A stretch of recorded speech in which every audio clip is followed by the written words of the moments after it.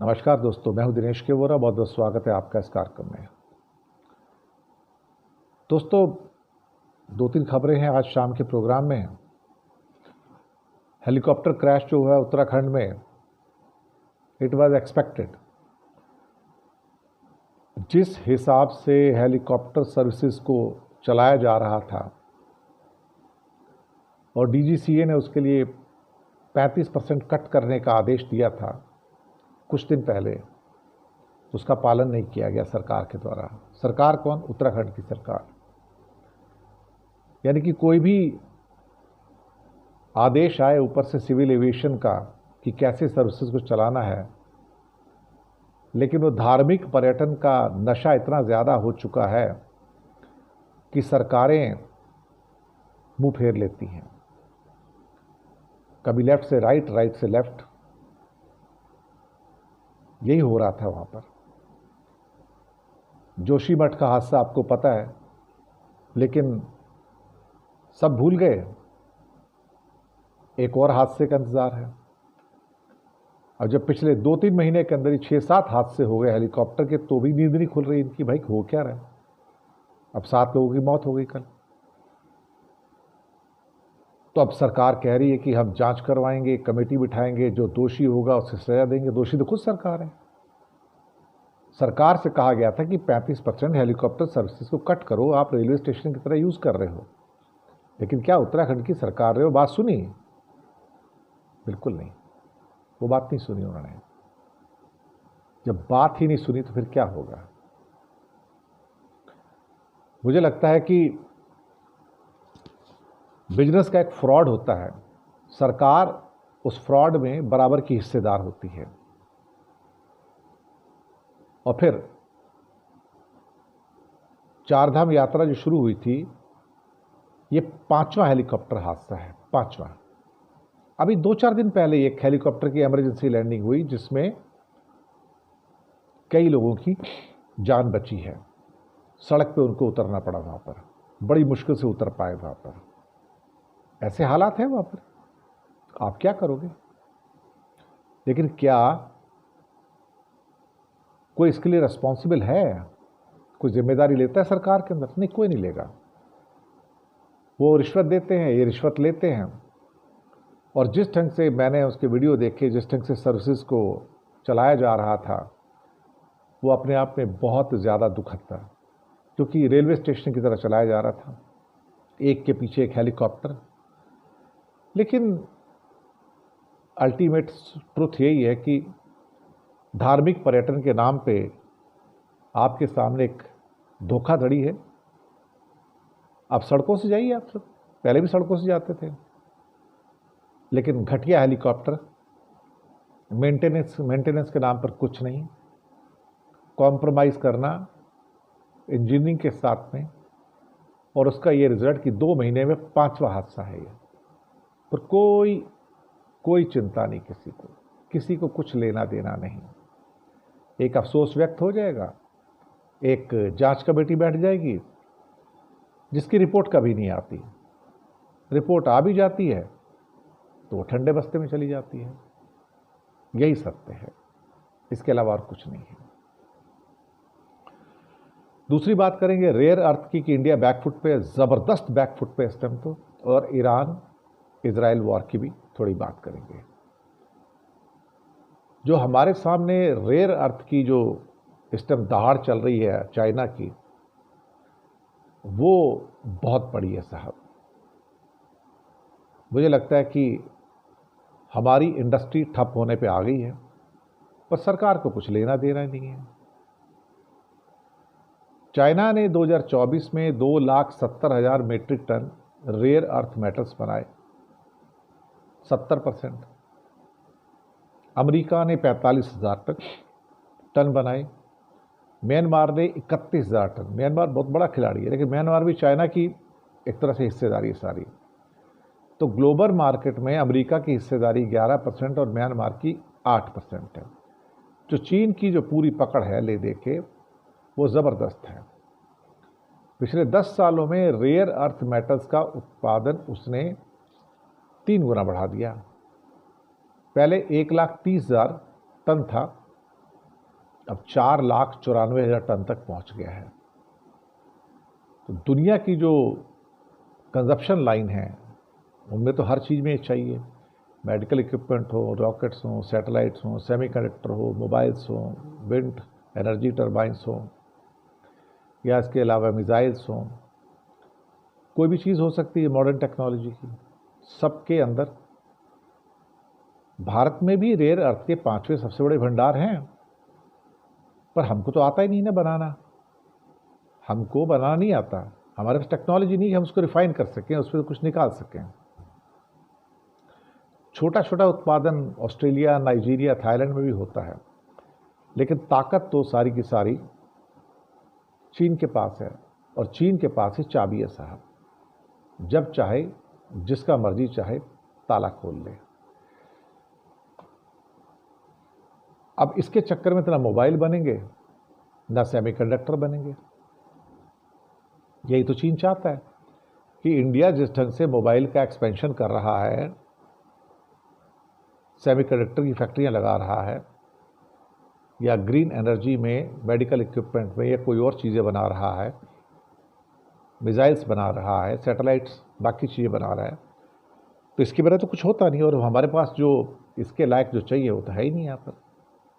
या जो बड़ी मोटर्स बनती हर जगह काम आती हैं, जो ऑटोमोबाइल्स बनते हैं, उसके बिना बन नहीं सकते ना। अब आप क्या करोगे? करीब करीब 21 कंपनियां अप्लाई किया हुआ ऑटोमोबाइल वाली कि भाई हमको दो। सारे के सारे इंतजार कर रहे हैं साहब कि कब चाइना परमिशन देगा। सुना है अमेरिका को तो परमिशन हो गई है, यूरोपियन यूनियन ने भी कुछ समझौता कर लिया है चीन से, लेकिन भारत की कंपनियों ने कागजात भर के सप्लायर्स को अपने लाइसेंस भेज दिए हैं, फॉर्मेलिटीज़ भेज दी हैं, लेकिन चीन मंजूरी नहीं दे रहा है। 4 अप्रैल को नियम लगाया था कि हम आपको लिमिटेड मात्रा में देंगे सर्टिफिकेशन के बाद में, लाइसेंस में, और आप इसका इस्तेमाल मिलिट्री टेक्नोलॉजी में नहीं करोगे। ये बात तो क्लियर थी, बिल्कुल पहले से हो चुकी थी। यानी कि अगर आ भी जाएंगे तो मिलिट्री टेक्नोलॉजी में यूज़ होने वाली कोई भी चीज़ हम बना नहीं पाएंगे, ना मिसाइल, ना हम सैटेलाइट बना पाएंगे, ना रॉकेट बना पाएंगे, हम तो कुछ भी नहीं बना पाएंगे। देखा जाए तो यही तो होगा अल्टीमेटली। तो भारत के लिए तो काटो तो खून नहीं, ऐसी परिस्थितियां आ गई हैं। अब करोगे क्या आप? कोई रास्ता भी नहीं है आपके पास। कब चाइना आपको सप्लाई देगा, कब प्रोडक्शन फिर से स्टार्ट होगा? जून एंड में या जुलाई फर्स्ट वीक तक सारे प्रोडक्शन जो हैं गाड़ियों के ऑलमोस्ट रुक जाएंगे। लेकिन भारत की ओर से कोई भी एक ऐसा लीडर चीन से बात करने को तैयार ही नहीं है, बल्कि भारत की ओर से सिर्फ कुछ एम्बेसी के लोग हैं, उनसे कहा गया कि तुम देखो चीन के साथ बात करो, क्या हो सकता है, कैसे नहीं हो सकता है। तो भारत और चीन के बीच में वैसे भी तनावपूर्ण रिश्ते हैं, और ये मामला और उलझ गया है। जुलाई में तो सारा स्टॉक खत्म हो जाएगा। अब society of Indian automobile manufacturers, SIAM, उसके आंकड़े हैं कि भारत में 52 ऑटोमोबाइल कंपनियां हैं जो चीन से मैग्नेट खरीदती हैं, ये रेयर अर्थ के 52 कंपनियां हैं। अगर इनको लाइसेंस नहीं मिला, सप्लाई नहीं मिली, तो जुलाई के करीब करीब फर्स्ट वीक में सारे स्टॉक्स खत्म हो जाएंगे, और पूरा का पूरा जो प्रोडक्शन लाइन है वो स्टॉप हो जाएगा। लेकिन क्या है ना कि अभी आग तो लगी है, कुआं खोदने की ट्राई हो रही है।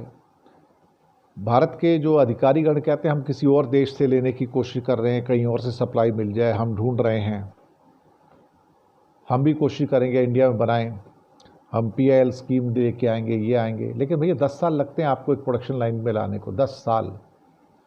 तो 10 साल वेट कीजिएगा, और तब तक फिर ऑटोमोबाइल सेक्टर को धक्का लगेगा, बाकी सेक्टर को भी धक्का लगेगा। वही तो चाइना चाहता है कि आपकी रफ्तार रुकी जाए।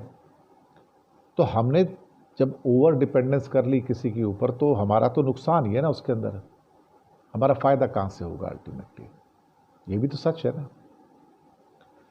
अब आते हैं ईरान और इजराइल की वॉर के ऊपर। जंग बहुत खतरनाक मोड़ पे है इस टाइम।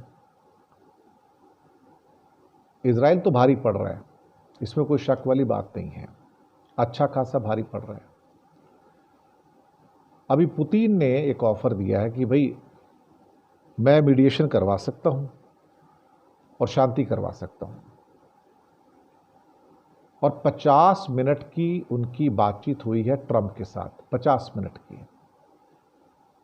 उनका कहना है कि भाई आप जो है ये हमले करना बंद करो और तभी कुछ होगा। मिडिल ईस्ट तो वैसे ही सुलग रहा था, गल्फ, अब इस जंग ने उसे और सुलगा दिया है। 48 घंटे से ज़्यादा हो गए हैं, बल्कि समझो तो 72 घंटे होने जा रहे हैं। धड़ाधड़ मिसाइलें दागी जा रही हैं, नुकसान हो रहे हैं, बिल्डिंग्स टूट रही हैं, आग लग रही है, सब कुछ हो रहा है सर। लेकिन इस 50 मिनट की बातचीत में निकला क्या अल्टीमेटली?